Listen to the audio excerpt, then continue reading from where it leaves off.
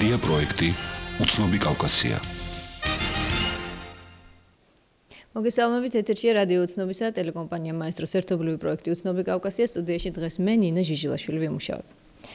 ჩემი მოღვაწეობის ყოველი დღე მიეძღვნება იმას, რომ ვიყო ღირსი მერქვას ამ დიდებული ხალხის პრეზიდენტი. ეს გახლავთ ფრაზა მიხეილ სააკაშვილის, რომელიც მან ბრძანა პარლამენტში თავისი ბოლო გამოსვლისას. მიხეილ სააკაშვილს ხვალ კიდევ ერთხელ მოусმენ საქართველოს საკანონმდებლო ორგანო. ჩვენი გადაცემის დღევანდელი თემა სწორედ ეს იქნება. გადაცემის პირველი ბლოკი დაეთმობა იმ მოლოდინებს, რომელიც აქვს დეპუტატ ოპოზიციონერ გიათ თორთლაძეს. სწორედ ამ გამოსვლის მიმართ მეორე ნაწილში კი ვექნება დებატები. უმრავლესობის წევრ მურთაზ ზოდელავას ოპონირებას რესპუბლიკელი დავით ბერძენიშვილი გაუწევს. ჩვენს მსმენელს და მაყურებელს შეუძლიათ დაგვიკავშირდეს ტელეფონის ნომერზე 68800. მე კი მივესალმები ჩვენი გადაცემის პირველი ბლოკის სტუმარს ბატონ გიათ თორთლაძეს. მოგესალმებით ბატონ გიათ, თქვენ მოგზანდებით. მე როგორც ვიცი, პარლამენტის თავმჯდომარესთან იყო შეხვედრა ბატონ დავით ბაქრაძესთან. როგორც ვიცი, სავარაუდოდ გადაწყდა უკვე რომ პრეზიდენტი თქვენ მოგისმენთ. შეგიძლიათ დაადასტუროთ ეს, ანუ თქვენ მოусმენთ მას და ისიც მოგისმენთ თქვენს კრიტიკას. მოგისმენთ, არამედ დარჩება ბოლომდე და შეიძლება კი არა ისე შევთანხმდით ჩვენ რომ ესე იგი იქ იქნება ასე ვთქვათ კითხვა-პასუხის რეჟიმი. იყო პრობლემა ამასთან დაკავშირებით. მაგრამ არა, პრობლემა, ხა როგორ გითხრათ, მოლაპარაკების დროს ყოველთვის ერთი მხარე თავისას გთავაზობს, მეორე მხარე მეორე თავისას თავაზობს, არა? ისინი რას გთავაზობდნენ ბატონია? აფეს ხა იყო საუბარი იმაზე, რომ ყოფილიყო თუ არ ყოფილიყო ბოლომდე ის ვარიანტი, რა ვარიანტად ჩვენ თავაზობდით, შეიძლება ყოფილიყო ნაწილობრივ გათვალისწინებული და ასე შემდეგ.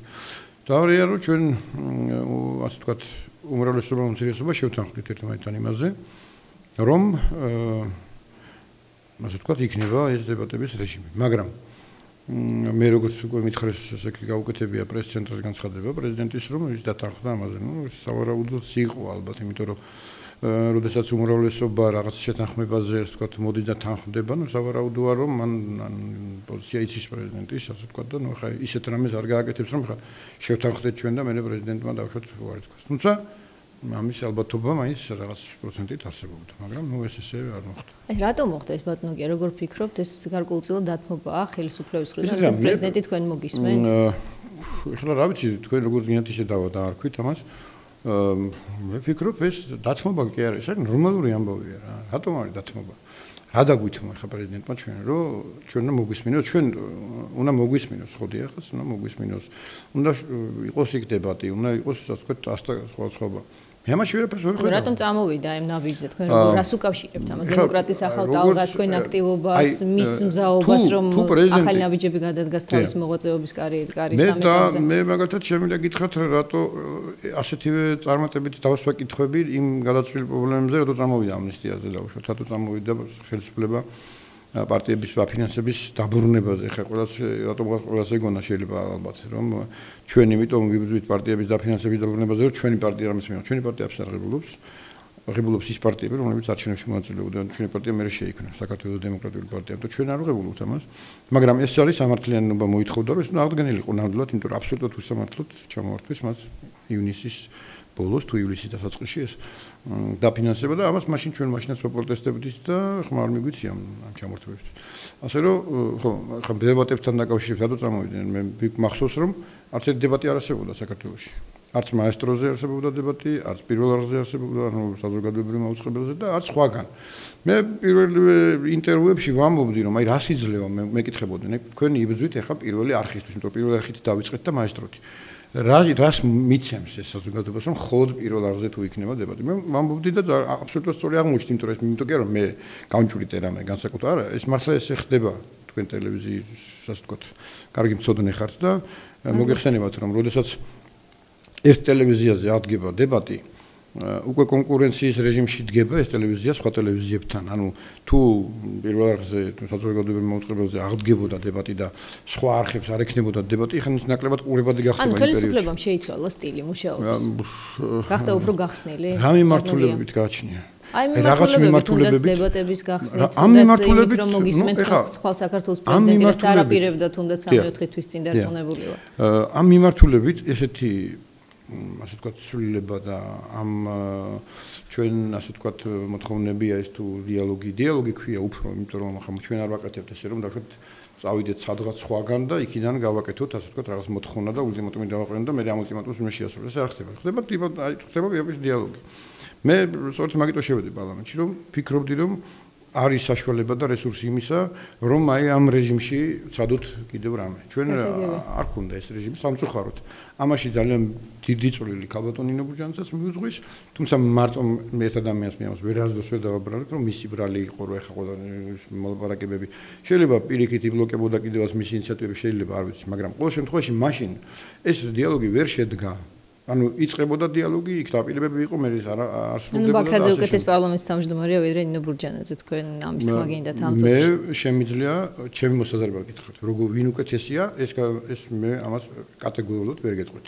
იმიტომ რომ არ შეიძლება. რაღაცას ნინო ბურჯანაძე ვერ ახერხებდა და ბაქრაძე ახერხებს ესე იგი. არ შეიძლება ადამიანმა, აი ამას უნდა გადავეჩიოთ საქართველოში. ნინო ბურჯანაძე იყო უარესი ვიდრე დათო ბაქრაძე. ან დათო ბაქრაძე არის უკეთესი ვიდრე მე შემიძლია ჩემი აზრი გითხრათ. ჩემი აზრით ეს გულისხმობს თქვენი აზრით ამას ითვალა იგულისხმობდა დარწმუნებული. მარტივად ვახერხებ დათო ბაქრაძესთან საუბარს და გადაწყვეტილებების მიღებას ვიდრე ბურჯანაძესთან. ამას ბევრი საუბრობს იმაზე რომ თქვენ კოორდინირებულად მუშაობთ და ეს კოორდინაცია გულისხმობს გარკვეულწილად ეხლა თქვენ ბრძანეთ რატომ შევიდეთ პარლამენტში ჩვენ კარგად თვისით ეს უკვე ამოწურული თემაა თითქმის რომ თქვენ პარლამენტში შეხვედით ოპოზიცია დანარჩენი არ შევიდა რატომ შეხვედით თქვენ ბევრჯერ ახსენეთ ეს და ამიტომ მე ხა ამ ეთერს აღარ ვაპირებ ამაზე მიბრუნებას თუმცა ძალიან ბევრს აქვს ეჭვი ახლა თქვენ ბაქრაძისგან მოდიხართ რომ ყველაფერი ხდება ესე ვთქვათ შეთანხმებით. აბსოლუტურად არ ხდება. თავარი იცით რა არის? თავარი არის ის, რომ წინა პარლამენტშიც, იმის წინა პარლამენტშიც და იმის წინა პარლამენტშიც გამსახურდია მდე. გამსახურდიას უზენაეს საბჭო მდე. ყველანი დადიოდნენ პარლამენტის თავმჯდომარის კაბინეტებში. ხვდებოდნენ ბევრი ხა ყველას ხელს უყურდავდნენ. ოპოზიციის წარმომადგენლებს ბევრი შედიოდა, გამოდიოდა, ზოგი თავის ბიზნესზე საუბრობდა, ზოგი თავის მდგომარეობაზე საუბრობდა. მე არ მქონია ერთი ბიზნესი. არც არასდროს არ მქონია კერძო ინტერესები და ჩემი კერძო ინტერესები ჩანს ღიად, ჩემ დეკლარაციაში, ჩემ სახლში, ჩემ მანქანაში და ყველაფერი. არაფერი შემიცვლია. არა ძალიან ბევრი ფიქრობს, რომ აი ეს თანამშრომლობა სწორედ, რაც სწორმაგი დატვირთვა აქვს თანამშრომლურად უნდა კონსტრუქციულობასაც გულისხმობს და გულისხმობს იმასაც, რომ თქვენ მათ თანამშრომლებით ეს ბჭყალებში რომ ჩავსვათ და რომ ეს ყველაფერი ხდება შეთანხმებით თქვენი ოპონირება არის ყოველთვის მართული, ამაზეა საუბარი. მოდით, იცით რა, როგორც მატყობინეს პროდიუსერი სწორედ ამ თემაზეა შეკითხვა მოусმინეთ ჩვენს მსმენელს თუ მაყურებელს და შემდეგ განვაგრძოთ საუბარი. დიახ, გისმენთ, თქვენ პირდაპირ ეთერში ბრძანდებით. დიახ, გისმენთ. ბატონო გია, ესეთი შეკითხვა მაქვს თქვენთან. თქვენ ერთხელ კიდევ ხომ არ გამოგიყენათ ხელისუფლებამ თუ თავის თამაში დემოკრატიულობანას რო თამაშობს. თქვენ მოგთხოვათ ხელისუფლებამ, რომ გაგეხმოვანებინათ ის რაც გაახმოვეთ და თითქოს ახლა დაგიკრათ ტაში რომ აი შესანიშნავი რაღაც გააკეთეთ კიდე ერთი ასე ვთქვათ შესანიშნავი ღონისძიება ვინ ამბობს ამასო ქალბატონო შესანიშნავი რამე გავაკეთე შეკვეთა თქვენ გითხრით ხელისუფლებიდან მოდიოდეთ თქვენ საპარლამენტო ნახეთ ეგ სად მოისმინეთ ეგ ამბავი დიდი მადლობა გასაგებია თქვენი შეკითხვა გიგენებთ თუ არა ნუ მოსაზრება იყო ეს ჩვენი მოყოლების ეს იყო ეს შევაწყობ უბრალოდ რა ხა ადამიანს როგორ უნდა მიაყენო ხა პოლიტიკოს შევაწყობ უნდა მიაყენო ესე რომ თქვენ დაგავალა ხელისუფლებამ რომ გამეხმოვანებინა რაღაცა იმის ეს ძალიან მტკივნეული თემა მაგრამ ეს აზრი არსებობს ბატონგია ჩვენ კითხვა პასუხის რეჟიმს თქვენ ნახავთ მე რა კითხებს დავსვავ იქ და მე განსაზღვრო ხა ეს რა არის ხა ეს თქვენ შეძლებთ რომ ხვალინდელი აი ამ დებატების ფარგლებში მეტნაკლებად აღიდგინოთ აი ეს ძველი იმიჯი რომელიც ქონდათ რას აპირებს თქვენი ფრაქცია რა შეკითხვებს ამზადებს არასდროს არ მიმუშავია. ყველა პოლიტიკოსი უნდა მუშაობდეს იმაზე, ბატონგია, საბოლოო შედეგის. თავისი ვინ არის, რა არის პოლიტიკოსი, რას ნიშნავს პოლიტიკოსი? ეს შემთხვევაში გავგებარი, იმიტომ რომ ესე იგი პოლიტიკოსი მინახავს, აი 1000-ნაირი ვარიანტი შეიძლება წარმოიდგინო პოლიტიკოსის. ამიტომ ჩემთვის რაღაც პოლიტიკური ეს დოგმა რომ ეს არის ვიღაც პოლიტიკოსია და ვიღაცა კიდე არის. დეპუტატო პოლიტიკოსობას ნიშნავს ბატონგია. პირველი მოვალეობა არის ის, რომ იყოს მოახდინოს ოპონირება, თუ ოპოზიციაში ხარ. ოპონირება რას ნიშნავს? ოპონირება ნიშნავს, რომ ადამიანს აკრიტიკებ და ადამიანს თხოვ რაღაცების შეცვლას, რაღაცების გაკეთებას. ან თავაზობ ცუდიდან უკეთესობისკენ რამეს. ეხლა ეს ქალბატონი რომ მეუბნება მე თქვენ დაგავალეს, გაუგია უკვე მე დამავალეს, მიიღო გადაწყვეტა თვითონ თავში მოუხარშოთ და კითხვა ადამიანის პირდაპირ მომაყენა შევაწყობა. ეხლა ეს არის შევაწყობა მეტი არაფერი არ არის ესა. ამიტომ მე ამ ეს თქვენი ამომრჩევლის ნაწილიც არის. საერთოდ ზოგადად ამომრჩევლის ნაწილი. რა შეგიძლიათ ამ ადამიანს სკეპტიკურად განწყობილ ადამიანებს რა უთხრათ თქვენი მისამართი? ადამიანი როცა შევაწყობას გაყენებს ეს ჩემი ამომრჩეველი. დიახ, ჩემი ამომრჩეველია, ყველა ჩემი ამომრჩეველი. დიახ. მაგრამ შევაწყობას როცა გაყენებენ, ნუ შეიძლება რომ არ დავეთანხმო შევაწყობას. რა თქმა უნდა, მე მეცხო მაქვს ჩემი უფლებები. თუმცა შეიძლება რომ თქვენ მათ არგუმენტირებულად დაუსაბუთოთ ის არგუმენტირებულად პასუხობ. არგუმენტირებულად პასუხობ მაშინ ძალიან მოკლედ. ხვალ რა შეკითხვები? ძალიან მოკლედ თუ პასუხებ. მარტო მაგაბოტონს კი არ საერთოდ თუ პასუხებ ამ კითხვას. თუ მე ხელისუფლება მავალებს რომ მე უნდა მივიღო ამნისტია. თუ მე ხელისუფლება მავალებს, რომ მე დაუბრუნო პარტიების დაფინანსება, თუ მე ხელისუფლება მავალებს, რომ გავხსნა პოლიტიკური დებატები სხვა ტელევიზიებში, თუ მე ხელისუფლება მავალებს, რომ აი პარლამენტში ახლა დებატები უნდა აღდგეს პრეზიდენტთან და ეს კარგი ინიციატივაა თუ ცუდი ინიციატივაა თვითონ განსაზღვროს, მაგრამ ამას მე მავალებს. თუ ჩვენ დაგვავალდა ხელისუფლებამ, რომ ჩვენ უნდა დაუკლოთ იმდმე წარმოეს ის 1%-იანი ქონების გადასახადი, რომელიც იყო და გავაუქმებინათ ეს. თუ ასეთ რაღაცებს გვავალებს ხელისუფლება, რა უნდა ამ ხელისუფლებისგან მაშინ, ხო? ისინი გვავალებენ ჩვენ ამას ვაკეთებთ, ჩვენ ვერ ყოფილა ყველაფერი, კარგად ყოფილა. მე არა შორს ვარ იმას რისგან, რომ ყველაფერი კარგად არის. მე ძალიან შორს ვარ იმას რისგან, რომ ჩვენ ყველაფერს ვიღაცა გვიჯერებს. არ არის ესე, ნამდვილად. ეხლა ხელისუფლება დაგვავალებს ალბათ თუ ჩვენ ვიმუშაოთ საარჩევნო კოდექსზე. და ეს ნიშნავს, რომ ხელისუფლება ავალებს, მე საარჩევნო კოდექსზე ვლაპარაკობ 10 თვეა. პატიმრებზე 10 თვე კი არ არის, უკვე რამდენიმე წელია. საარჩევნო კოდექსზე და პატიმრებზე ვლაპარაკობ, რაც მოვიდი პარლამენტში იმ დღიდან. რომდის შევიცვალე მე მოსაზრება ეკონომიკაზე, თავისუფალ საბაზრო ეკონომიკაზე, ადამიანის უფლებებზე, კერძო საკუთრებაზე, სასამართლოზე, როდის იყო მე რამე სხვას ვამბობდი და ეხლა სხვას ვამბობ? უბრალოდ თქვენი პოზიცია გაიყო დანარჩენი ოპოზიციონერების პოზიციისგან და თქვენ მოხდით პარლამენტში. ამან აღძრა ეს ეჭვები ბატონო გია და თქვენ გიწევთ სამწუხაროდ თავისმართლება. როცა დემოკრატიას უწუნებ ხელისუფლებას და ვიღაცას, არა ამ ხელისუფლებაში სხვა წინა ხელისუფლებას უწუნებ, შეიძლება სხვა ქვეყნის ხელისუფლებას უწუნებ ვიღაცას დემოკრატიას. შენ თვითონ არ უნდა გაკალდეს დემოკრატია და განსხვავებულ აზრს არ უნდა ებრძოდე და ეჭიდავებოდე. მე განსხვავებული აზრი მქონდა და მაგიტომ შევედი პარლამენტში. ეს იყო ჩემი განსხვავებული აზრი და მე ხედავ რომ მე ჩემ ის რაც მქონდა დაგებული იმას ვახორციელებ და ვაკეთებ. ვის მოწონს და ვის არ მოწონს, მე არასდროს არ მივლია არავის ყო. აი თასვლელები დამეთანხმებიან. არ შევედი იმ ასოციაციაში, მთასვლელთა ასოციაციაში, სადაც მთელი საქართველოს შევიდა. მე არ შევედი, გამოვიდე ცალკე დავჭი და არა ასოციაციაზე ლაპარაკ, თქვენი კარგი ხსოვება. თქვენ გეხსოვებათ ევერესტზე არასვლა არ არის, სხვა რამე იყო. უფრო ადრე ხდება ეს ამბავი 93 წელს. მე არ შევედი იმ ასოციაციაში, რომ თვლიდი რომ არ იყო სწორედ შედგენილი და ჩამოყალიბებული. მარტო დავჭი და საერთოდ ცალკე გავაკეთეთ მე თასვთა კავშირი და ვაჩვენეთ რომ თასვთა კავშირი. ამიტომაც იყო თქვენი პიროვნების მიმართ ამ ხელანდობა ბატონო გია, როცა თქვენ ოპოზიციაში არის. პარლამენტში შესვლამდე. მოით აბა კიდევ ერთ და მაშინ უნდა მოვისმინოთ კიდევ ერთ მაყურებელს თუ მსმენელს რას გვეტყვიან, საინტერესოა, დიახ, გისმენთ. საღამშვიდობის. ბატონო გია. მიუხედავად ეხლა ძალიან უბრალოდ მინდა დაალაგებულად გესაუბროთ, მაგრამ მე მინდა გითხრათ, თქვენ როდესაც შიმშილობდით.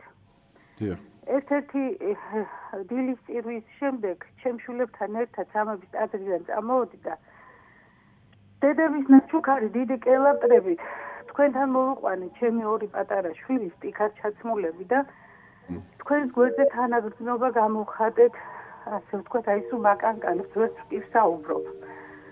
და მე თქვენ მოგეცით ხმა. და საუბედუროთ. ძალიან წუხვარ. მოგეცემათ მაგის შესაძლებლობა ქალბატონო. მოგეცემათ შესაძლებლობა რომ თქვენ გადახედოთ. მე დამისვეს რამოდენიმეჯერ კითხვა.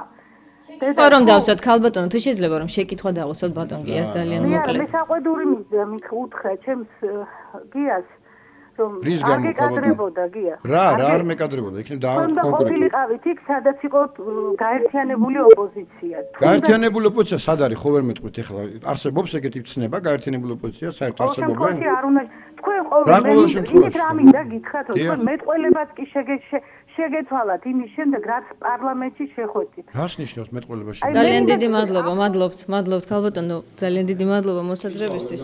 აბსოლუტურად. უკაცრავად ბატონო გია, მე მატყობინებენ რომ ეს ყველაზე კორექტული ზარები შემოდის ეთერში მათ შორის, რაც საერთოდ შემოდის. მე არასდროს არ ვღალატობ ჩემ პრინციპებს. და როდის მე დამისახელოს ვინმე რომ მე პრინციპს ვღალატე როცა მე და ვიღაცასთან ერთად თუ ვიდექი და ჩვენ სხვათა შორის პირდაპირ გეტყვით მაშინ ქალბატონო, ჩვენ გაერთიანებული ოპოზიციამ მივიღეთ საგურამოს მანიფესტი, სადაც ერთ-ერთი პირველი პუნქტი იყო ნატო და ნატოში გაწევრიანება და იმ პარტიებიდან რომელსაც ხელი მოაწერეს, ეხლა დღეს აღარ ეთანხმებიან ამ ნატოს იდეას. იქნებ იმათ მოკითხოთ, რატომ არ ეთანხმება. მე არც ყველა პუნქტს ვიზიარებ ისევ იმ ხელმოწერილი დოკუმენტებზე, რომელზეც ჩემი ხელმოწერა არის. არც ერთი არ შემეცვლია იქ მოსაზრება და ყველა პუნქტს ვეთანხმები. რომელ პარტიაზე საუბრობთ ბატონო გია კონკრეტულად? ბატონო, ნატო მეთქი გეუბნებით, მეტი როგორ გითხრათ ნატოში? არა, რომელ პარტიაზე, რომელმა პარტიამ შეიცვალა? კარგად იცით ეს რომელ პარტიებიც გადაგებენ ამას და ღიად ამბობენ. მე არ მინდა ხა აქადოც ადამიანი არ მიზის, მე არ მინდა მასზე ვილაპარაკო და აქაც დაფიქსირდა ეს პოზიცია. სხვაშორის თქვენთან ოპოზიცია გაერთიანებული, თქვენი ყოფილი თანაგუნდელები არ ხდებიან დებატებზე, ეს არის მათი პრინციპული პოზიცია, ისინი ძალიან ნაწყნები არიან თქვენზე. თქვენ უფრო თანამშრომლობთ ამ ეტაპზე. არც ერთი წევრი. არა, მე შემიძლია დავიჯდე. თქვენთვის აქვს ამას მნიშვნელობა, რომ რაღაცნაირად გაიხსნას თქვენი ურთიერთობა, იმიტომ რომ თქვენ თანამშრომლობთ ზირთად საპარლამენტო ძალებთან, თითქმის არ თანამშრომლობთ, ხო, ოპოზიციურ ძალებთან. ოპოზიციას მაშინ გეტყვით ერთ. დიახ, თუ შეიძლება. თუ არ თანამშრომლობთ, გეტყვით. ნებისმიერ საკითხი, რომელიც ჩვენ გავიტანეთ ანტიკრიზისულ საბჭოდან. ნებისმიერ საკითხთან დაკავშირებით ქონდა მიმართვები, დებატები, ბრიფინგები და მიმართავდი, რომ მობრძანდით დავზით და ვილაპარაკოთ. თუ იმეს ლაპარაკი არ უნდა და არ მოდის მისი პრობლემა. მე არავისთან ლაპარაკის არ მეშინია. არ არცებობს დედამიწაზე და მე ვისაც ლაპარაკის შემეშინდეს, იმიტომ რომ ჩემს ზუგს უკან ბინზურე ნამდვილად არ არის. და ვისაც უნდა მოვიდეს, დამეჯდეს და მელაპარაკოს. ვილაპარაკოთ რა. ვიკამათოთ იდეებზე და არა იმაზე, რომ მე ვის უღალატე, რას ნიშნავს უღალატე? მე მაქვს ჩემი სამშობლო. და არასდროს ჩემს სამშობლოს არ უღალატებ. არასდროს. და რას ვის უღალატე? ეხლა მე თუ არ გავიზიარე მაგალითად კონკრეტულად სიტყვაზე რამოდენიმე პოლიტიკოსის მოსაზრება და შევედი პარლამენტში, ეს ღალატია ვინმესი? და რითი უღალატე? მე ჩემი საქმით რაღაც საქმეს ვაკეთებ და მათ გააკეთონ თავის საქმე გარეთ. ეს არის აზრთა სხვადასხვა დამთავრდა. და ისინი ერთად აღარ არიან, მათ ეს ერთმანეთს უღალატე. ეს კალბატოს მინდა ვკითხო. ეხლა როცა გაერთიანებული ოპოზიცია დაიშალა და გაყოფილია 9 მათ რაღაცად შენერთად თუ როგორ არის რა ვიცი. 9-ად არა, მაგრამ რამდენი? ნუ რამე 4-ად თუ გნებავ და თუ გნებავ 5-ად. ეს რა არის? ერთმანეთს უღალატე ეს იმათ. მე არ ვთვლი ამას ღალატად. ჩვენი გადაცემის პირველი ნაწილის დასრულებამ ცოტა დრო რჩევა, მე მაინც მინდა ბოლო 1 წუთი მივუძღვნოთ თემას. რა კითხვებს დაუსვამ სხვალ გია თორთლაძე და მისი ფრაქცია? პრიორიტეტები რა იქნება? კრიტიკულობის მთავარი კრიტერიუმი თქვენთვის? კითხვა უნდა იყოს კრიტიკული. კითხვა არ შეიძლება იყოს რომ რა კარგად გამოიყურები თუ რა უნდა კითხო. კრიტიკული კითხვები იქნება. ადამიანის უფლებებთან დაკავშირებით. შეხება ეს, აი ეს მაინტერესებს თქვენ რას გეგმავთ? ეკონომიკური კრიზისთან დაკავშირებით. ეს არ არის მხოლოდ სოფლიო ეკონომიკური კრიზისი, საქართველოში არსებული ეკონომიკური კრიზისთან დაკავშირებით. როგორ აპირებენ ისინი ამ ყბადაღებული თემის, ასე ვთქვათ, სამუშაო ადგილების შექმნას მომავალში? როგორ აპირებენ იმ პირობებში, როცა კიდევ ირღვევა ადამიანის უფლებები და კერძო საკუთრების მდგომარეობა არ არის ისევ სახარბიელო კი არა, ისევ მდგომარეობა. როგორ აპირებს ხელისუფლება საჯარო აღსრულების დეპარტამენტის, ასე ვთქვათ, დეპარტამენტი იქნება სამინისტრო უკვე იქ პატიმრების მდგომარეობის გამოკეთებას. როგორ აპირებს ეკონომიური მდგომარეობის ზოგადად უკვე ეკონომიური მდგომარეობის გამოკეთებას. როგორ რეაგირებს სახელმწიფო იმაზე, რომ სოფლიო ეკონომიკური კრიზისი მოახლოვდა და ძალიან ახლოს არის. და ნებისმიერი ადამიანის უფლების დარღვევაზე და ნებისმიერ აი ეს ბევრი საკითხები იქნება. ძალიან ბევრი საკითხი. საქართველოს და დევნილები იქნება თუ არა? დევნილები რა თქმა უნდა იქნება. დევნილების თემაც იქნება და მე დევნილები ჩემზე კარგად მე არ მგონია რომ ოპოზიცია მიცოდეს, იმიტომ რომ მე სადაც ვიყავი, არც ერთი ოპოზიცია პირველი ოპოზიციონერი ხარ ჩამოდიხართ. ნუ დადიან კიდე ქრისტიან-დემოკრატები და ისინი ჩადიან იქა, ამიტომ მათზე არ იყო ლაპარაკი, ოპოზიციას გულისხმობდნენ აიგებს, გარე ოპოზიციას სწორედ არავინ არ ჩადის, არც არაფერს არ ეკითხება. და ამაზე ცოტა გაღიზიანებულიც იყვნენ ისინი, მაგრამ სადაც ჩავდივარ, მე იქ პრობლემებს ვაყენებ, მივდივარ მე გუბერნატორთან ველაპარაკები, ოღონდ ღიად, არავის არ ვემალები მე კაცო. მე არაფერ დასამალი არ ამაქვს. ღიად ვლაპარაკობ პრობლემებზე და იჭრება ეს პრობლემები. როგორც მას ენდობა, რაც ხშირად ხდება ხოლმე. ჩაბძანდით მეტეხში. და კითხეთ იქაურ დევნილებს, როცა ჩავედით ჩვენ და ვკითხეთ რა გჭირდებათ, შეშაჭირდებოდათ, წყალი ჩავდიოდათ, პროდუქტი არ იყო და არ ქონდა დანიშნული, არ ქონდა მიწები განაწილებული, არ ქონდა. მოხდა მე ამის ისა, რა ქვია, რამდენიმე დღეში გადაწყვეტა. მოხდა, იმიტომ რომ დავაყენეთ ეს საკითხი. ოღონდ არ გამიპიარებია. მე კამერებით არ დავდივარ. კამერებით არ წავსულო. ჩასახლებულ დევნილებს ეხება და იქ მაგალითად ზუსტად ისეთი მდგომარეობა რომ იქაც ჩავალ. მე სადაც ჩავდივარ და პრობლემის გაწყვეტას გეუბნებით, იმას გეუბნებით. მე შეიძლება შეუძლებელია რომ ყოველ დღე სადღაცა ჩავდივარ, მაგრამ დავდივარ. თუ აიცილოს პრეზიდენტი თქვენ შეკითხვებზე პასუხებს, რა სიზავთ? ბატონო? თუ აიცილოს პრეზიდენტი თქვენ შეკითხვებზე პასუხებს, თავიდან. როგორც ეს მოხდა დარბაზას ვერ გავისვრი. მაგრამ რა მექანიზმებით აპირებთ იმ პასუხების მოპოვებას? ეს ხშირად თავსაც არიდებს ხოლმე პასუხებს, კონკრეტულ პასუხებს. აქ მომისმეთ ერთად. აქ არ არის საუბარი იმაზე, რომ შენ დასვა კითხვებს და მე პრეზიდენტი გიპასუხებს თუ არ გიპასუხებს და თუ არ გიპასუხებს, მე შე რას აპირებ? არც არ აპირებ. აქ გამოჩნდება ის, რომ და ჩვენ დასვამ კითხვებზე არ უპასუხა ღიად. ეს არის ამის დებატების მიზანი რა არის? როცა არ პასუხობს თქვენ, როცა რესპონდენტი არ პასუხობს, რა გჭდება აქ? როცა კითხვას პირდაპირ. მე ვუბრუნებ კითხვას რამდენჯერმე. კი, მაგრამ ხო შეიძლება სამჯერ დასვათ კითხვა და არ გიპასუხოთ, და ანავე ბოლოს დახშობას ხوار დავწყობთ. თქვენ გეკნებათ მეორე და მესამე დასმით საშუალება კითხვის თქვენს. არა, მე მექნება მეორე და მესამე დასმით, მე მექნება ერთი გამოსვლა ფაქტის სახელით და ძალიან დიდი მადლობა წარმატებებს გისურვებთ ბატონო გია, როგორც ხვალინდელი დღის. ასე რომ მე კიდე ერთხელ ვაფიქსირებ რა, რომ არ სად არ წავსულვარ, აქა ვარ. თუ რამეს ვაკეთებ ღიად. არავის არ ვემალები, კუკუ დამალობანას არ თამაშობ, არც სახლის უკან არ შევდივარ, არც უკანა კარებიდან არ შევდივარ, არც დაწესებულებაში. ღიად პირდაპირ შევდივარ. და თუ კი რომელზე ვლაპარაკობ ღიად. დიდი მადლობა ბატონი გიათორთლაძე იყო პირდაპირ ეთერში. ჩვენი გადაცემის პირველი ბლოკი დასრულდა. უმრავლესობის წევრ მურთაზ ზოდელაოს ოპონირებას გადაცემის მეორე ბლოკში რესპუბლიკელი დავით ბერძენიშვილი გაუწევს დროებით. მედია პროექტი უცნობი კავკასია. პროექტი უცნობი კავკასია ეთერში ბრუნდება. ჩვენ დებატები გვექნება გადაცემის მეორე ნაწილში. უმრავლესობის წევრი მურთაზ ზოდელავა და რესპუბლიკელი დავით ბერძენიშვილი არიან ჩვენთან სტუდიაში. სომრა, დიდი მადლობა სტუდიაში მობრძანებისთვის. ჩვენი დღევანდელი გადაცემის თემა იქნება პრეზიდენტის ხვალინდელი გამოსვლა პარლამენტში. ბატონ მურთაზ, რა პრიორიტეტები ექნება თუ შეიძლება რომ გითხრათ პრეზიდენტს ამ გამოსვლისას? თუ უკვე არის ცნობილი ეს პრიორიტეტები? პირველ რიგში მოგესალმებით თქვენს და მაყურებელსაც, მსმენელსაც ბუნებრივია.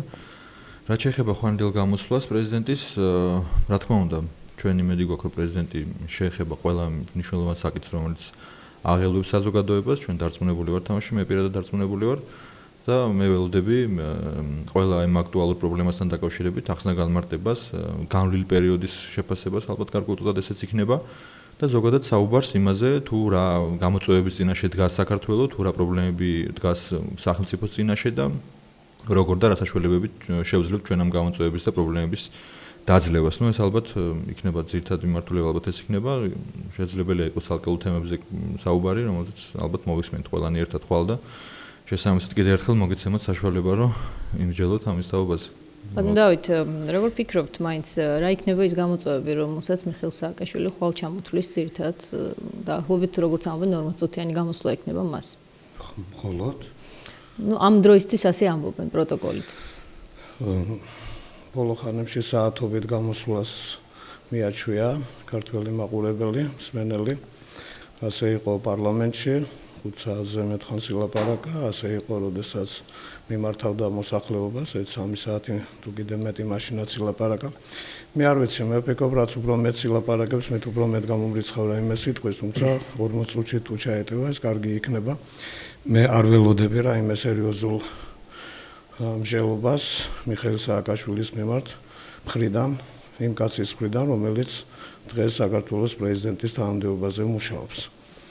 ის საქართველოს არ აურჩევია პრეზიდენტად, თბილისს მით უმეტეს კვეთრად უარყოფითი დამოკიდებულება დააფიქსირა თბილისმა და რეგიონულმა ცენტრებმა, პატარა ქალაქების უმრავლესობამ, როცა სააკაშვილმა აიღო 27-28% სხვა შორის იქ სადაც პარლამენტია მთაწმინდაზე, ის დიდ უმცირესობაშია, ზოგან 30, ზოგან 35 ეს მისი ფალსიფიცირებული გამოწერილი კვითრების სახით. რაც შეეხება საკითხებს, რა აქვს მას სალაპარაკო, ჩვენ და სამწუხაროდ, ჩვენი ქვეყნისთვის, ჩვენი სამშობლოსთვის საუბედუროთ, კარგი მას სალაპარაკო არაფერი აქვს, ეს არის კაცი, რომელიც წამოეგო აგვისტოში პროვოკაციას, რომელმაც წააგო ომი, რომელმაც დაკარგა კოდორი და ახალგორი, რომელმაც გაუჩინა საქართველოს კიდევ მორიგი 10,000-ობით დევნილი, რომელმაც შეელახა საქართველოს ავტორიტეტი როგორც სტაბილური პარტნიორის დასავლეთისა, რომელსაც აფრთხილებდნენ, რომ არავითარ შემთხვევაში არ წამოეგო რუსების პროვოკაციას და არ ჩაერთო სისხლისღვრელ ბრძოლაშიო, მაგრამ მან ეს არაფერი არ გაითვალისწინა, ეს არ არის საინტერესო მოსაზრების პრეზიდენტის. მეტიც ის ჩარჩა ისტორიაში. მას არ უსმენს დღეს საქართველო. ეს არის მთავარი. ბატონ მურთაზ, ცოტა წინ გავრცელებული ინფორმაციის მიხედვით ახალგორში სახელმწიფო ენად უკვე გამოცხადდა ოსური ენა. ბატონი დავითი ბრძანებდა, რომ ამ მიმართულებით განსაკუთრებულ კრიტიკას ემსახურებს პრეზიდენტი. თუმცა თქვენს ემართოთ მე შევეძლები პასუხის გავცე ბატონ დავითის საკმაოდ ძვავი განცხადებებს.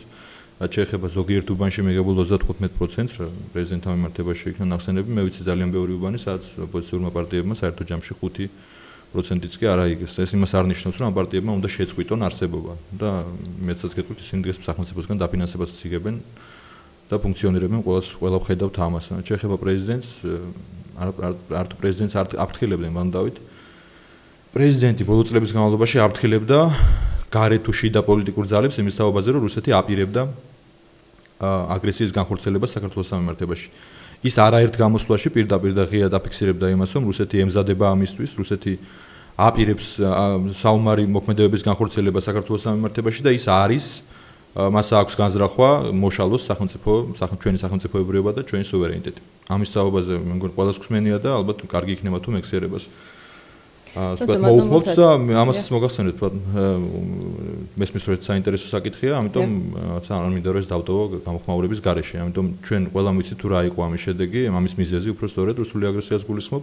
ეს იყო ჩვენი სახელმწიფოებრიობის გამყარების, ჩვენი ეკონომიკური მდგომარეობის გამყარების, ჩვენ ჩვეულებრივი მოქალაქეების ეკონომიკური მდგომარეობის გაუმჯობესების შედეგად და ამ ყველაფერმა გააღიზიანა რუსეთის ფედერაცია. თუმცა ეს ბუნებრივია თავიდანაც იყო ამ ზრახვებში ეს ვთქვათ ჩამოყალიბებული, განხორციელდა აგრესია და ეს არ ნიშნავს იმას, რომ რუსეთის სახელმწიფომ ჩვენს მიმართ აგრესია განახორციელა, ეს არ ნიშნავს იმას, რომ ჩვენ ავტომატურად დავიშალოთ და წავიდეთ რაღაც სხვაგან გადავსახლდეთ. მე ამას ვერ დავეთანხმები, ვერანაირად დარწმუნებული ვარ, ვარც მაყურებელი ამას არ დაეთანხმება და ვერც დაეთანხმება. იმის გამო რომ რუსეთი ახორციელებს ჩვენ მიმართ აგრესიას, ეს იმას არ ნიშნავს, რომ ჩვენ თვითონ დავნებდეთ და შევწყვიტოთ ბრძოლა ჩვენი სახელმწიფოებრიობის და რაც თავარია ჩვენი მოქალაქეების პრობლემების გადაჭრას. საქართველოს ხელისუფლებამ თავიდან აცილება ამ კონფლიქტის და რატომ მოხდა ჩათრევა ამას ბრძანებდა ოპოზიცია თვითონ აფრთხილებდა შიდა პოლიტიკურ ძალებსაც, ეს იყო შარშან და შარშანწინაც, რომ არ ღირს დაპირისპირება, რომ არ არის სასურველი ერთმანეთთან თქიშბობა და რომ ეს გამოიწვევს იმას, რომ რუსეთი უფრო მეტად გაბედული გახდება ჩვენთან მიმართებაში და ეს სამწუხაროდ არ იქნა ახმული სერიოზულად არც შიდა ძალების მიერ და ალბათ გარკვეულწილად არც საგარეო ძალების მიერ არ იქნა სწორად შეფასებული საქართველოს პრეზიდენტის და ხელისუფლების მოსაზრება იმის თაობაზე, რომ ჩვენი საფრთხე გამუქრებოდა და ალბათ უკეთესი იქნებოდა თუ კი ამას გაიზიარებდნენ ამ მოსაზრებას და იქნებოდა ესეთი სიტუაცია, როდესაც ჩვენ ყველა, მათ შორის ოპოზიციაც, ვიქნებოდით ამ კუთხით უფრო კონსოლიდირებულები და უფრო მობილიზებულები. ბატონ დავით, რატომ არ დაუჯერეთ საქართველოს პრეზიდენტს, როგორც ბრძანებს ჩვენი სტუდიის სტუმარი, თქვენ გვერდში მჯდომი უმრავლესობის წარმომადგენელი. რატომ არ აღიქვით რეალურად, სერიოზულად, როგორც მათ აქვთ შტაბ-ჭრილება, ის განცხადები, რომელსაც საქართველოს პრეზიდენტი წლების განმავლობაში აკეთებდა? მე განსაკუთრებით უცნაურად მომეჩვენა ბატონი მურთაზის მხრიდან აპელირება შიდა პოლიტიკურ ძალებზე, რომელსაც თურმე ხელისუფლება აფრთხილებდა, რომ რუსეთი აპირებს აგრესიას შარშანაც, შარშანწინაც. ამ ეთერში დღეს გიგი წერეთელმა ბრძანა ამ სტუდიაში ეკახოფერიას გადაცემაში, რომ 7 ნოემბერი რუსებთან კავშირში იყო. ეს ახალი სტილი არის, უფრო სწორად დავიწყებული რო გვეგონა რუსული კვალის გახსენება.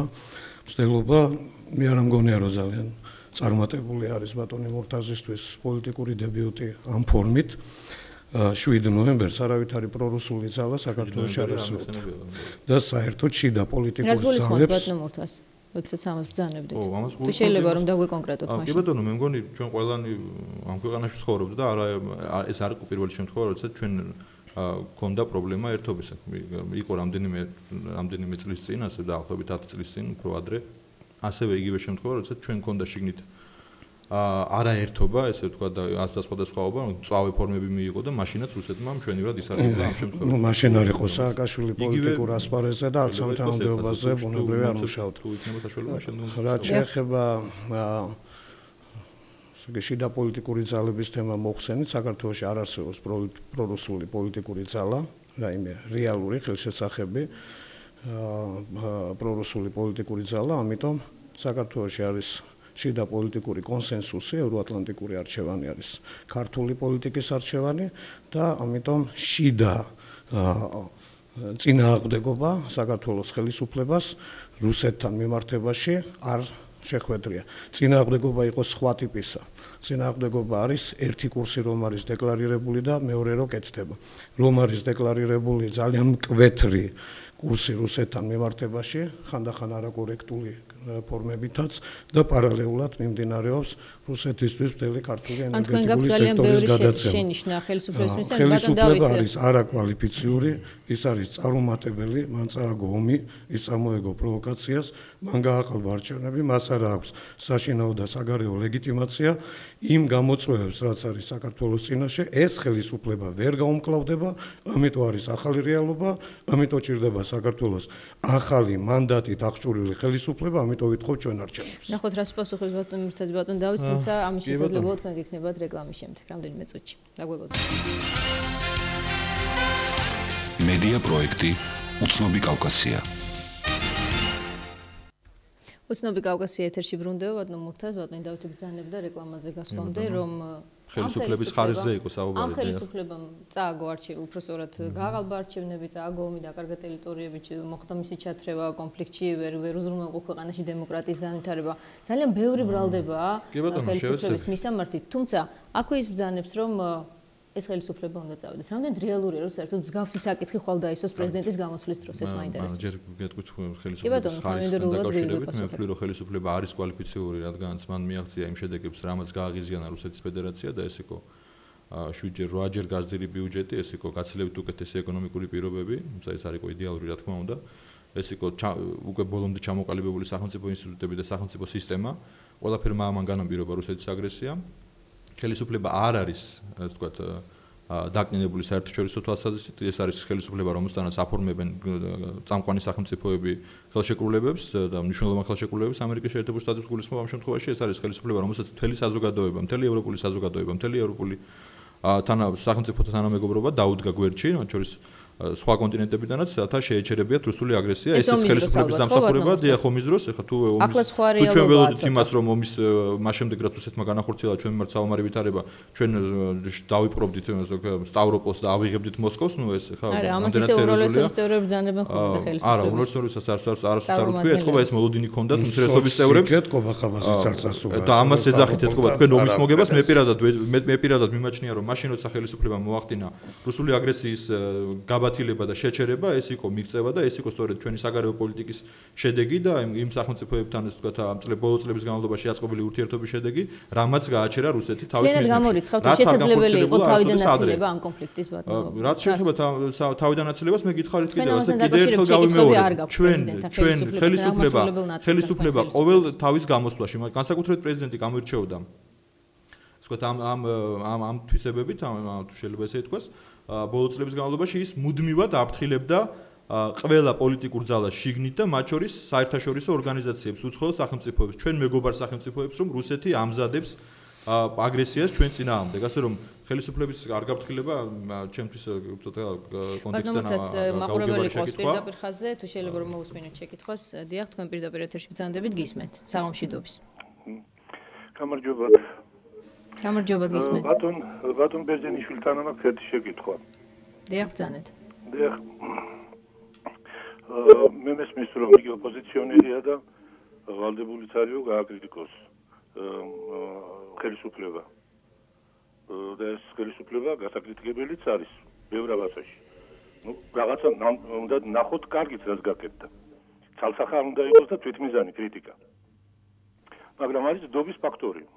ვინ აკრიტიკებს? 90-იანი წლების მიწურულს ბატონი ბერძენიშვილი და მისი ნუ ასე ვთქვათ თანამებრძოლები, ყველა მიწის სახელები იბრძოდნენ მაშინდელი მთავრობის წინაშე. და ის მთავრობა ხალხის მიერ იყო არჩეული. პირველად გააკეთა ხალხმა თავისუფალი არჩევანი, დემოკრატიული ხელისუფლება ერჩია. დემოკრატიული წესით უბრალოდ. და მოკლედ თუ შეიძლება ან პოლიტიკური ანალიზს ვერ მოვისმენთ ჩვენს ეთერში უკაცრავად. დიახ, ეხლავე დავამთავრებ. და მაშინ მათ ხელი შეუწყეს ხუნტის მოსვლას. როდის იყვნენ ისინი გულწრფელები მაშინ თუ დღეს და არის თუ არა სანდო ჩვენი მხრიდან. როდესაც ეს ხალხი აკრიტიკებს. რო არ აკრიტიკებდეს ისეთი ოპოზიციონერები, რომლებიც მაშინ არ იყვნენ გასვლილი შავბნელ საქმეებში. დიდი მადლობა, დიდი მადლობა. დიდი მადლობა. ბატონო დავით, ეს ვალდებულებაა მხოლოდ თქვენი ხელისუფლების კრიტიკა, როგორც ძალიან ჩვენმა მაყურებელმა, რომელსაც აქვს ასეთი როგორც ჩვენ შტაბეჭდილება თქვენი მოსმენის შემდეგ, თუ ეს არის უბრალოდ თქვენი, ასე ვთქვათ, პოზიცია, რომელიც ჩამოგიყალიბდათ ვარდების რევოლუციის მერე და რატომ უნდა გენდოთ მაყურებელი ამას გეკითხებოდეთ? მაყურებელმა ახსენა 90-იანი წლების ბოლოს ერჩოდნენო ხელისუფლებას აკრიტიკებდნენ, დიახ 90-იანი წლების ბოლოსაც ვაკრიტიკებდით და ძალიან მწარეთაც შევარდნაძე აბაშის ხელისუფლებას, მაგრამ კონტექსტიდან ჩამდა რომ ის გულისხმობდა ალბათ 90-იანი წლების დასაწყის ხელისუფლებას, მე ვიყავი იმ ხელისუფლების პოლიტიკური ოპონენტი, მე ვიყავი მაშინ საქართველოს უზენაეს წევრი და მე ვთვლი რომ ძალიან ძნელია მოიძებნოს ისეთი საკითხი, რაშიც თუ ახლა გავიხსენებთ პოლიტიკურ კამათში, მე კორექტულობის ზღვარს გადავცილებული და როგორც ეს მართალი ვიყავი, ციტაბაშიძე არ უნდა დაენიშნათ, ეს იყო გამსახურდია შეცდომა და ბევრი სხვა რამ. რაც შეეხება გადატრიალებაზე პასუხი უნდა მოეკითხოს იმ ძალებს, რომლებიც იყვნენ გვალმაგიდაში და რომლებიც მერე მათ მიემართა. ეხლა რაც შეეხება ხელისუფლების დღევანდელი ხელისუფლების მიმართ დამოკიდებულებას, რატომ უნდა გენდოთ ამას გეკითხებოდათ მაყურებელი? რატომ უნდა გენდოთ სულ აკრიტიკებდო ყველა ხელისუფლება? რომელში შევწდით? რომელი ხელისუფლება იყო წარმატებული საქართველოში? ჩვენი მოთხოვნილება არ არის, რომ მუდმივად ვიყოთ კრიტიკოსები. მე სააკაშვილთან ერთად ვებრძოდი აბაშიძე შევარდნაძის ხელისუფლებას და ყოფილი არის თვით ესეთი გარემაყურებელი და კომუნისტების დროსაც სხვა ქართველებთან ერთად ვიბრძოდით. ჩვენ ვინც გვენდობა, მე ვფიქრობ, რომ ეს ნდობა იზრდება და თუ მაინდა-მაინც ესეთი კითხვა არის რეტროსპექტივით, რატო უნდა გვენდოს? იმიტომ რომ მართალი აღმოჩნდით ყველას კრიტიკაში. ვერც ერთზე ვერ იტყვით, რომ წარმატებული იყო ცხინვალის დაკარგვაში საქართველოს პირველი ხელისუფლება, სოხუმის დაკარგვაში საქართველოს მეორე ხელისუფლება და ახალგორის და კოდორის მიმატებაში საქართველოს დღევანდელი ხელისუფლება. ბატონო მურთას, რამდენად შესაძლებელია მე წეღანს კითხეთ ეს, რომ ხვალ საერთოდ იყოს საუბარი პარლამენტის ხდომაზე, თუნდაც ოპოზიციის მხრიდან, ან კრიტიკულად განწყობილი ადამიანების ეს თუნდა იყვნენ უმრავლესობაშიც, რომ დაისვას შეკითხვა თუნდაც გადადგება თუ არა საქართველოს პრეზიდენტი, დაინიშნება თუ არა რიგარეში არჩევნები. მე მგონი ამ შეკითხვაზე, ამ ბოლო შეკითხვაზე ჩვენ არაერთხელ გქონდა საუბარი, მე ჩემ თავს მარტო არ გულისხმობ უმრავლესობის წევრებს გულისხმობ ზოგადად და ჩვენ ავხსენით ის ჩვენი არგუმენტები მოვიყვანეთ თუ რატომ არ შეიძლება ახლა დაინიშნოს არჩევნები და რა პრობლემები შეიძლება ამან მოუტანოს სახელმწიფოს და მე მგონი საზოგადოების გასაგებია, შეიძლება ხვალინდელ პრეზიდენტის გამოსვლაზე ზოგადად ჩვენ დემოკრატიულ თქვათ პროცესებზე გქონდა საუბარი, ვერ ვისაუბრეთ სამწუხაროდ ასე თქვათ წინა შემთხვევაში. მე ვთვლი რომ პრეზიდენტი არ მოდის ხელსარიელი პარლამენტში, მე ვთვლი რომ ბოლო პერიოდის განმავლობაში ძალიან ბევრი დემოკრატიული პროცესი განხორციელდა, ეს იყო პარლამენტის როლიც და ეს არის ნაფიც საჩუქრთა ინსტიტუტის ინიციირება, ეს არის პოლიტიკური პარტიების დაფინანსების ზრდა, ეს არის მაუწყებელთა სამეურვეო საბჭოში ოპოზიციის წარმომადგენლობა, ეს არის კომუნიკაციების კომისიაში ოპოზიციის წარმომადგენლობა, ანუ ძალიან ბევრი რამ, შეიძლება გაგვიჭიანოს დროში ჩამონათვალი. რამდენი წინაპირობა და საფუძველი შექმნა პრეზიდენტმა და ზოგადად ხელისუფლებამ იმისთვის, რომ ოპოზიცია დაიწყოს, ასე ვთქვათ, მუშაობა კონსტრუქციულ ტონში, ოპოზიციამ დაიწყოს ფიქრი იმაზე, რომ სახელმწიფო ინტერესები არის მნიშვნელოვანი და ჩვენ ამ შემთხვევაში იმდენად სერიოზული საფრთხეები გვემუქრება, რომ ალბათ დროა, რომ კონსოლიდირება მოხდეს და ალბათ დროა, რომ რუსულ აგრესიას, ეკონომიკურ კრიზისს დაუპირისპირდეთ ერთობლივი ძალისხმევით და ეს არის ალბათ მნიშვნელოვანი და რაც ასევე ძალიან მნიშვნელოვანი და შეიძლება ყველაზე მთავარიც იყოს ეს არის ის რომ დავიწყოთ მუშაობა და ქმედებები ყველამ ერთად, ჩვენ ამის წინაპირობები პრეზიდენტმა და ზოგადად ხელისუფლებამ თავის შეაძლებლობის ფარგლებში განახორციელეს დემოკრატიული რეფორმების გულისხმობ ბოლო ტალღას, რათა მოხდეს კონკრეტული პრობლემების გადაჭრაზე ერთობლივი მუშაობა და ეს არის ადამიანების უმუშევრობის პრობლემებთან დაპირისპირება, ეს არის ეკონომიკური კონკრეტული ოჯახებთან გულისხმობა. არ არის ზოგადი, შეიძლება თქვენთვის ზოგადი იყოს, მაგრამ ძალიან ბევრი ადამიანი არის კონკრეტულად რასელი პრობლემების წინაშე და ჩვენ დევნილებს გქონდა გადაცემა გუშინ, რომლებსაც თავზე ექცევათ ის ახალი აშენებული ადამიანების, მათ შორის ეკონომიკურ რა თქვათ მოკლე ადამიანების პრობლემებზე ზრუნვა ამისთვის, მათ შორის ამისთვისაც, მათ შორის იმ თქვათ საშიშროებების წინააღმდეგ ბრძოლის და კონსოლიდაციის ყველა საფუძველი შეიქმნა, ჩემი აზრით, მაქსიმალურად ბევრი გაკეთდა ამ მიმართულებით და ეს არის, ალბათ ამაზეც იქნება საუბარი, ალბათ ამაზეც ილაპარაკებს პრეზიდენტი და ალბათ მოუწოდებს მათ შორის ოპოზიციასაც, რომ რა ვიფიქროთ ამაზე, ვიფიქროთ პრობლემებზე, ვიფიქროთ ჩვენი მოქალაქეების პრობლემებზე და ვიფიქროთ სახელმწიფოს პრობლემებზე, რომელიც ძალიან მნიშვნელოვან სახესგებულობენ უკვე, ეს არის რუსული ღია აგრესია, ძალიან ღია აგრესია, სადაც რუსეთი პირდაპირ და ღიად საუბრობს იმაზე, რომ მათ არ სურთ რომ საქართველოს იყოს ძლიერი, ეკონომიკურად განვითარებული და სუვერენული საერთოდ. ბატონ დავით, ხომ არ ჯობდა რომ ყოფილიყავით პარლამენტში და თქვენ დაგესვათ ხოლმე ის კითხვები, რომლებიც ქონდათ და ღიად გაგეკრიტიკებინათ პრეზიდენტი, გამოგეყენებინათ. ამაზე ბევრჯერ იყო საუბარი, მაგრამ აი ხა ხვალ როდესაც მიდის პრეზიდენტი პარლამენტში, როდესაც მას ყავს უმრავლესობა, რომელიც არაპირებს რა თქმა უნდა მის კრიტიკას, რა თქმა უნდა მეტნაკლებად მას გააკრიტიკებს ის ოპოზიცია, რომელსაც თქვენ მართულს ეძახით. ხომ არ ჯობდა რომ თქვენ ყოფილიყავით იქ და დაგესვათ ეს, ხომ არ იყო ეს შეცდომა? პერსონალურად მე თუ მეხება პარლამენტში იმდენჯერ ვიყავი და იმდენჯერ არ ვიყავი, რომ ჩემთვის ეს არ არის პერსონალურად რაღაცა საქმისთვის ხომ არ ჯობდა თქვენ? რაც შეეხება ქართული ოპოზიციის პარლამენტში ყოფნა არ ყოფნას საქართველოს ხელისუფლებამ ჯერ იანვარში და მერე მაისში ისე გააყალბა არჩევნები, რომ იქ მიგდებული ადგილები იმ ოპოზიციონერებმა, ვინც ეს ადგილები მოიპოვეს უთანასწორო ბრძოლაში, ვარ ითქვეს მანდატების აღებაზე, ვთქვათ, ახლებმა 5 მანდატი დათმეს და არ შევიდნენ იქ ასევე ყველა წამყვანი ოპოზიციური პარტიის წარმომადგენლები. დღეს ვითარება არის სხვანაირი. ის კი არა, რომ ჩვენ ტრიბუნა გქონდეს პარლამენტში, რომ ხელისუფალს უთხრათ, რომ ჩვენი აზრი ასეთია, თუნდა ვწვავეთ. როდესაც ის ამას არ შეისმენს, გვაქვს ეთერი და ვლაპარაკობთ და ხალხში დავდივართ და ვლაპარაკობთ. თვისობრივად არის სხვა ვითარება ქვეყანაში. ქვეყანაში არის აგვისტოს შემდეგ განსაკუთრებით კატასტროფული მდგომარეობა, ეს არის ჩვენი შეფასება, ხელისუფლება ასე არ თulis, ხელისუფლება აიგივებს საკუთარ თავს სახელმწიფოსთან, ხელისუფლება ხშირად ისე ლაპარაკობს, რომ აი ჩვენ ვართ საქართველო, ეს ასე არ არის და ამიტომ ქართველმა ხალხმა უნდა გასცეს ახალი მანდატი. ეს არის ლოგიკური, ეს არის ნორმალური, მსოფლიო ეკონომიკური კრიზისის გამომწვევი ნამდვილად არ არის ისლანდიის პრემიერ-მინისტრი. მაგრამ ისლანდიის პრემიერ-მინისტრი გადადგა, რა კი მსოფლიო ეკონომიკური კრიზისი შეეხო ამ ქვეყანასაც და მოუწოდა სხვებსაც გადადგომისკენ. ჩვენ გაცილებით მძიმე მდგომარეობაში ვართ, ამიტომ ჩვენ გვჭირდება ახალი პოლიტიკური რეალობის შესაბამისი დასტური ქართველი ხალხისაგან, ვინ რა პროპორციით უნდა იყოს საქართველოს ხელისუფლებაში. გასცემს მანდატს ნაციონალებზე, ნაციონალები იქნებიან ხელისუფლებაში. მოუწევთ ნაციონალებს ოპოზიციაში ყოფნა, იქნებიან ოპოზიციაში. აორთქლდება ნაციონალები, როგორც სახელმწიფო პარტია, როგორც მათი მშობელი წინამორბედი მოქალაქეთა კავშირი, აორთქლდება ნაციონალურ მოძრაობას. ეს არის ქართველი ხალხის გადასაწყვეტი პოლიტიკური ალტერნატივა. პრაქტიკულად საქართველოს ჩამოყალიბებულია. ხელისუფლება 7 ნოემბრამდეც ამბობდა, რომ არჩევნებს არ დანიშნავდა, მაგრამ დანიშნა. ახლაც ამბობს და მოუწევს დანიშნოს. უკეთესი იქნება თუ დიალოგს ითხოვთ, არა, დიალოგის რეჟიმში მივიღოთ სასწრაფოდ ნორმალური საარჩევნო კანონმდებლობა, გავათავისუფლოთ მედია და დავნიშნოთ ეს არჩევნები და მოიპოვეთ ბატონო ახალი მანდატი თუ ამის შესაძლებლობა გექნებათ. ნახოთ რას ფიქრობს ჩვენი მსმენელი, დიახ, გისმენთ პირდაპირ ეთერში ხართ? გამარჯობათ. გამარჯობა. მე ბატონ ბერძენიშვილთან მაქვს შეკითხვა, თქვენ მეორე სტუმართან შეკითხვა არ მაქვს, იმიტომ რომ ის არის შევარდნაძის მოქალაქეთა კავშირის ნაშიერი. თუ შეიძლება რომ ცოტა კორექტულად ბატონო, თუ შეიძლება. ბატონო, შეკითხვა დასვით თუ შეიძლება. ჩვენი ნგრევა დაიწყო ზვიად გამსახურდია. ჩვენი ნგრევა დაიწყო. ეს პირველმა პრეზიდენტმა. მეორე პრეზიდენტმა გააგრძელა და მესამემ დაასრულა. თქვენ მალე მოხვალთ ხელისუფლებაში მეგრძნობ და მე ვთხოვთ მიპასუხოთ. პრეზიდენტის ინსტიტუტი, რომ დიქტატურული ინსტიტუტი გაუქმდება თუ არა საქართველოში.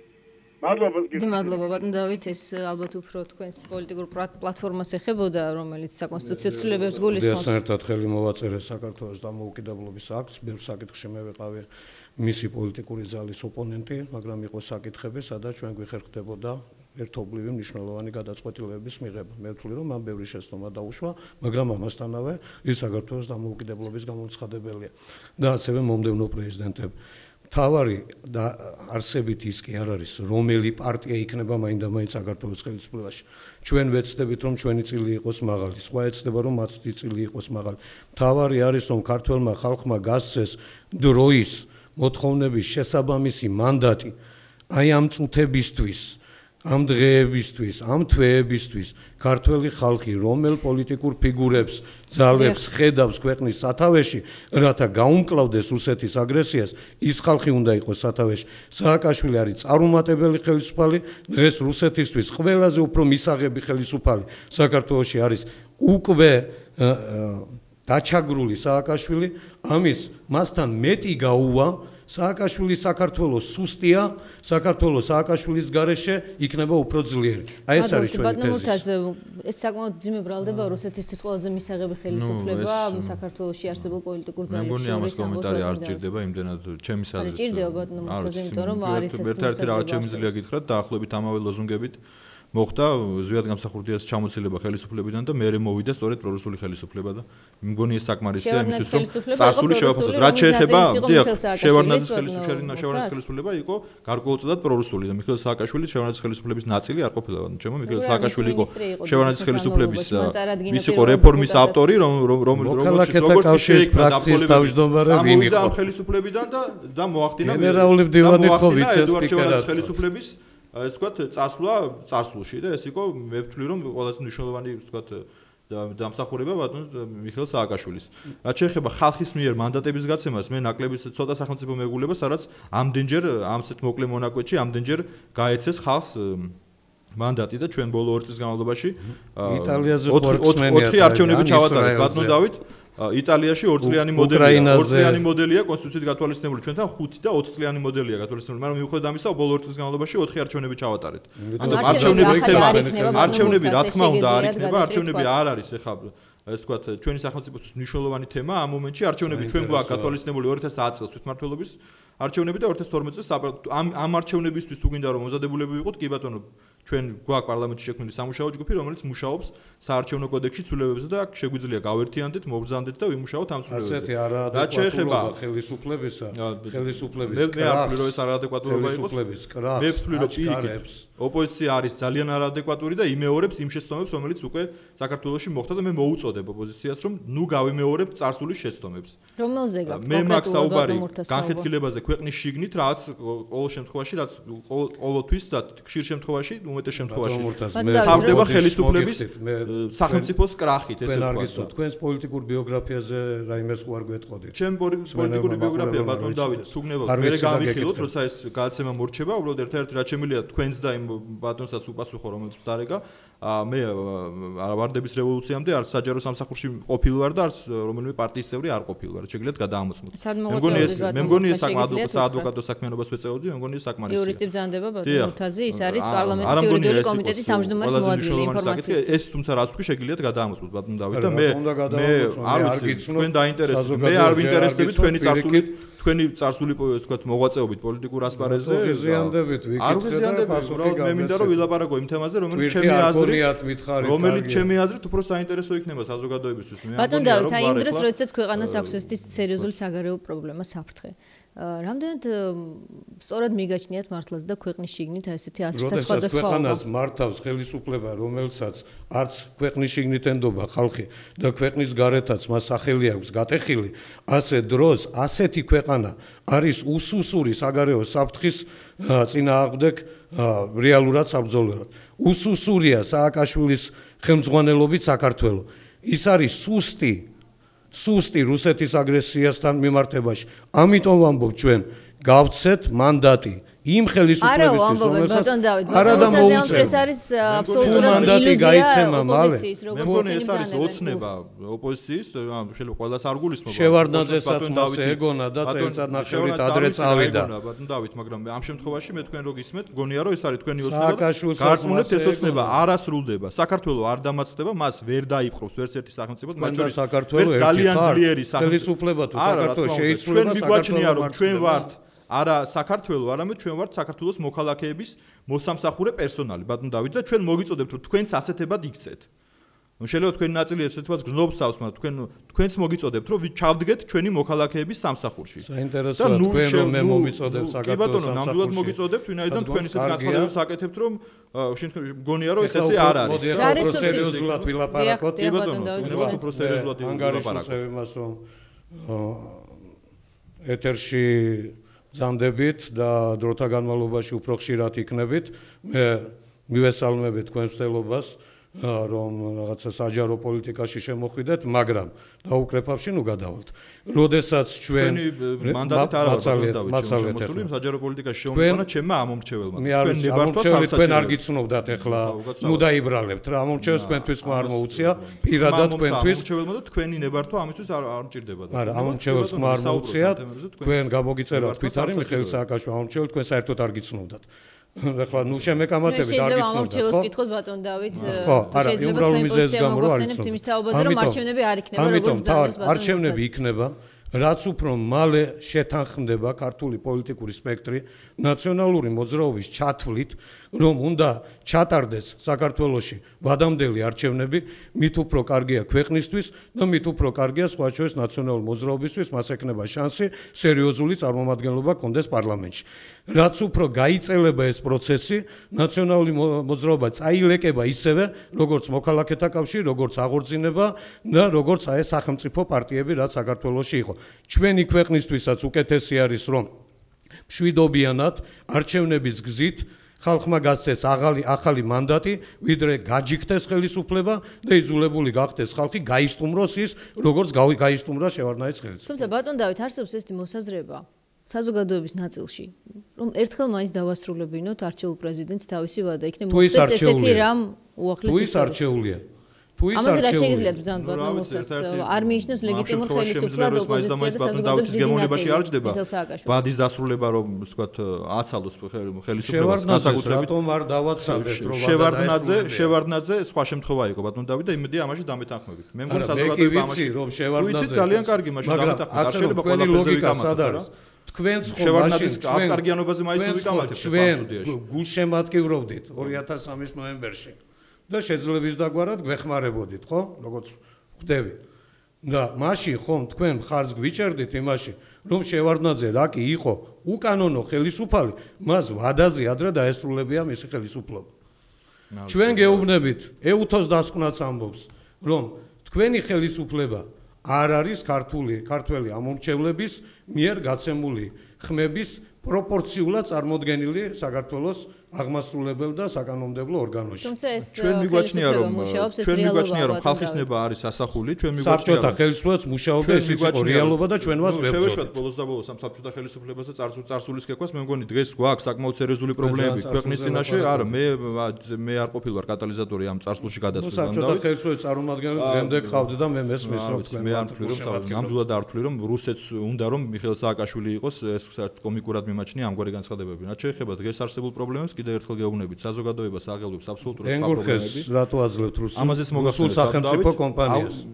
მართვაში ერთობლივ მართვაზეა საუბარი ბატონ დავით თქვენ თუ შეგიძლიათ დახედოთ რუქას და ნახავთ რომ ენგურხესის ერთი ნაწილი არის ოკუპირებულ ტერიტორიაზე. თქვენ გთავაზობთ იმას რომ ჩვენ გავაჩეროთ ენგურხესი და შესაბამისად მივიღოთ 10000 უმუშევარი თუ შესაბამისად მივიღოთ 10000 უმუშევარი მუშაობს ქართულ აფხაზური ერთობლივი შეთანხმებული ჩაბნელებული დასავლეთ საქართველოს კი ბატონო მაგრამ ეს ჩვენს მიზნებში არ არის აი ახლა ეს დემაგოგია ეს ყურია დღეს ხომ მუშაობს არ არის მოქალაქეების ადამიანების პრობლემა არ არის გუშინცი 2 წლისი 3 წლისი 7 წლისი რომელიც არავის არ აინტერესებს მიპასუხეთ ენგურხესი დღეს არ მუშაობს შარშან არ მუშაობდა შარშანცი არ მუშაობდა რუსები ხო არ იყვნენ და ისე მუშაობდა რუსეთმა აგვისტოში ქართველების და აფხაზების შეთანხმებული პოზიცია და ის არ არის უკვე სამშვიდობო ზალა თუ გინდათ ამაზეც მე ამიტომ ჩავაბაროთ ოკუპანტი და შესაბამისად არის ამ ტერიტორიების დამკვიდრება რუსეთი დგას ენგურს იქეთ სხვაობას რუსეთს ენგურხესის ერთ წუთით მომისმეთ და მოგისმეთ პასუხს რუსეთის ჯარი დღეს დგას ენგურამდე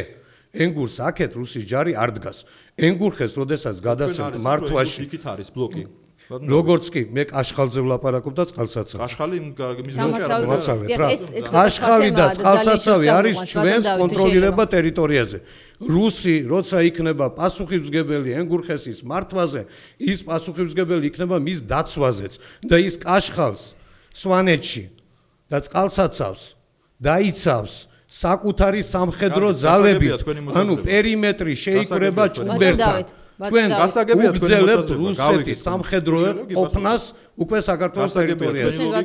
უბრალოდ ერთ რამეს შეგახსენებთ, რომ კაშხალი კი არის ჩვენ მხარეს ბატონ დავით, მაგრამ ის რაც წყალს აქცევს ელექტროენერგია არის იქით მხარეს. რატო ვიცით კაცო? აქეთ რატო უშვებთ რუსის ჯარს, რატო უშვებთ სვანეთში? ჩვენ უშვებთ აქეთ რუსის ჯარს. კაშხალი რუსის ჯარმა უნდა დაიცვას, თუ რუსი იქნება პასუხისმგებელი. მოდით ჩვენი გადაცემის დასრულებამდე რჩება ზუსტად წუთ ნახევარი. თუ რამის გაგება არ გინდა. წუთ ნახევარი ბატონ დავით, შეკითხვა მაქვს ასეთ. უბრალოდ კიდე ერთხელ ვიტყვი რა, მე მართლა არ მგონია რომ ეს იყოს მართლა მნიშვნელოვანი პრობლემები. ძალიან მნიშვნელოვანი პრობლემაა რუსულ ჯარს ჩვენ დაუპირისპირდით ბატონო დავით უკაცრავად და ჩვენ დაუპირისპირდით დიახ ჩვენ დაუპირისპირდით თქვენი მთავარსარდალი ჟურნალისტებს და საკუთარ დაცვას გაექცა გორში თქვენ დაუპირისპირდეთ სამარცხვინოა ამ პერიოდის განმავლობაში იყო საქართველოში რომელიც გორის კადრებით თემსოფლიოში თავჭირდა ქვეყანას. ქართულ ხელისუფლებას არ შეუსრულებია სამწუხაროდ ბატონო დავით. ბოლო რამდენიმე საუკუნეა ქართულ ხელისუფლებს არ შეუსრულებია თავისი ამოცანა ისე როგორც ეს შეასრულა ამჟამად ჩვენმა პრეზიდენტმა. ამაში ვარ დარწმუნებული ბატონო დავით და ეს ძალიან კი ბატონო შეგიძლიათ ტაშიც დაუკრათ და სხვანაირად გამოხატოთ თქვენი ემოციები. ეხლა თუ შეთქვენისნებართ ერთი წუთი თუ შეიძლება პოლარიზება არის აბსოლუტური. დიახ, ერთი წუთი ჩვენ ძალიან ცოტა დრო დაგვრჩა ერთი წუთი ზუსტად. მე მინდა კითხოთ. ამ ყველა თემას ვერ ამოვწურავთ ჩვენ სტუდიაში. მე მინდა მაინც ვიკითხო ბატონ დავით, არსებობს თუ არა შეხების წერტილები ნაციონალურ მოძრაობაში? შეიძლება თუ არა დიალოგი? მოდით ამ თემას დაუბრუნდეთ და მე ბატონ პარტიასთან, როგორც პარტიასთან, სხვა პარტიებს შეუძლიათ და სასურველია და საერთაშორისო ორგანიზაციები შუამავლობენ ამ პროცესს, რომ ჩვენ შევქმნათ ნორმალური ახალი საარჩევნო კანონმდებლობა. სასურველია, რომ მათი თანხმობაც იყოს იმაზე, თუ როგორ უნდა გავიდეთ არჩევნებზე. პარიტეტული პრინციპით ჩამოყალიბებულ საარჩევნო ადმინისტრაციას. მე გული მწყდება ახლა უნდა დავიცვა ვახტანგებს და თეიმურაზ პირველს და თეიმურაზ მეორეს და იმადზე მაგარია? ბატონო ჩემო, მათი ნაწილი თქვენ ახსენეთ მოსკოვში იყო საბოლოოდ საბრძანებული და იქეძებდა თავშესაფარს. შეგიძლიათ ამის საუბარი ისტორიას გაიცნოთ უკეთესად. ეხლა რაც შეეხება რიგარეში არჩევნებს, შეიძლება დავასრულოთ ვისაუბრო, მე ყველა არა მარტო პოლიტიკურ, არამედ სხვა ტიპის მუნიციპალურ აღარ ესმის მაყურებელს ჩვენი, აღარ ესმის. ბატონო დავით, ეხლა რაც შეეხება არჩევნები, საარჩევნო კოდექსის დახვეწა მნიშვნელოვანია. გიორგი მწყენვალემდე ჩახვიდეთ. ეს რა ბოლო საუკუნეების განმავლობაში არ ყოფილა ბატონო. ბოლო საუკუნეების განმავლობაში არ ყოფილა გიორგი მწყენვალი. მაცალე თუ შეიძლება ჩამოყალიბოთ. ნუ ეს ხარ შეიძლება. ბატონო დავით, შეიძლება დავასრულებთ ბატონო. და ჩვენი დიდი პოლიტიკური სტაჟი გაქვთ და მე მგონი ესეთი რაღაც იაფასიანი ჩვენი ბადე დაირღვა ბატონო დავით. დაგნებდებით ეხლა თუ შეიძლება ბატონო დავით. საარჩევნო კოდექსი არის მნიშვნელოვანი და ჩვენ 2010 წლამდე ამ ცვლილებებს მივიღებთ და ამ საარჩევნო კოდექსს დავხვეწავთ ადგილობრივი მმართველობის არჩევნებამდე, მაგრამ მანამდე უნდა ვიზრუნოთ ეკონომიკური კრიზისის დაძლებაზე, მანამდე უნდა ვიზრუნოთ რუსული აგრესიის დაძლებაზე და უნდა ვიფიქროთ მოქალაქეების პრობლემების გადაჭრაზე და იგივეს მოუწოდებ ოპოზიციას. ეს გახლავთ პროექტი უცნობი კავკასია, რომელიც გემშვიდობა ზუსტად ხვალამდე 20 საათსა და 30 წუთამდე სტუდიაში ხვალ თქვენთვის ზვიად ქორიძე იმუშავებს. ნახვამდის.